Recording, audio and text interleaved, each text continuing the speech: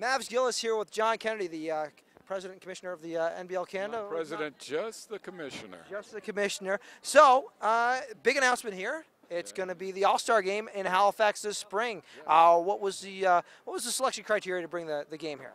Well, mostly, looking at the fans and their support of basketball over the course of the last 5 years really was the mitigating factor. We think this is a great city from a sports perspective. We think it can be a great venue to play in.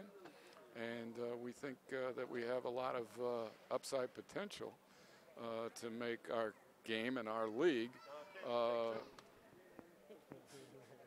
Mr. Crookshank, a successful event. So, John, we're talking about potential here. We're halfway through the first season of NBL Canada. Where are some things, where areas where we need to grow, and where do you think we're hitting our strides just right? Well, the product on the floor is huge.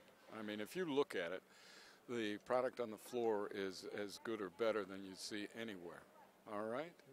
Now, where we can grow is, getting more awareness out to the fans about the quality of the game, the entertainment value that the game brings is inherent in the game, and that we bring to, the community, and, just generally grow it as an entity within the community for all the things that it can do.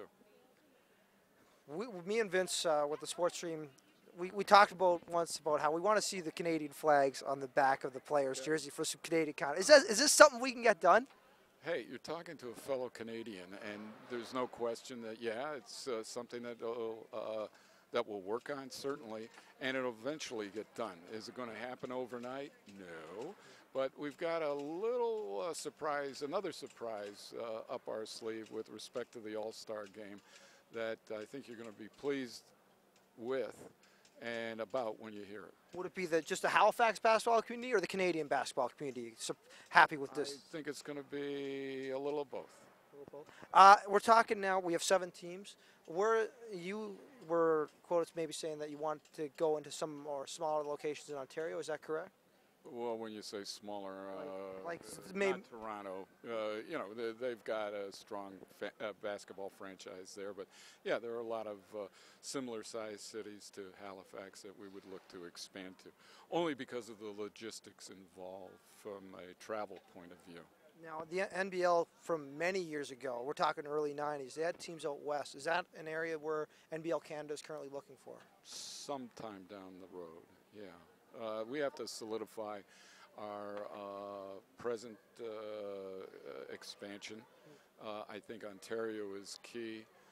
Maybe another team in Quebec. We've got the Maritimes pretty much squared away. It's a matter of getting those building blocks in place and then going to the Winnipegs and Edmontons and Calgary and possibly even Vancouver.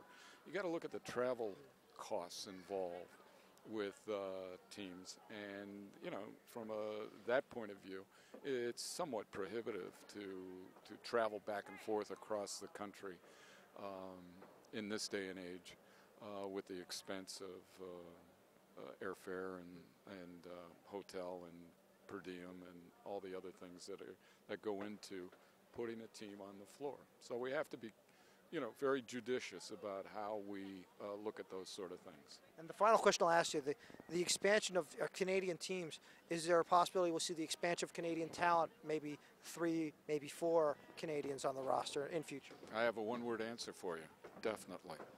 Perfect. Well, that's John Kennedy, Commissioner of the NBL Canada. Thanks for joining us, and we'll see you on the internet.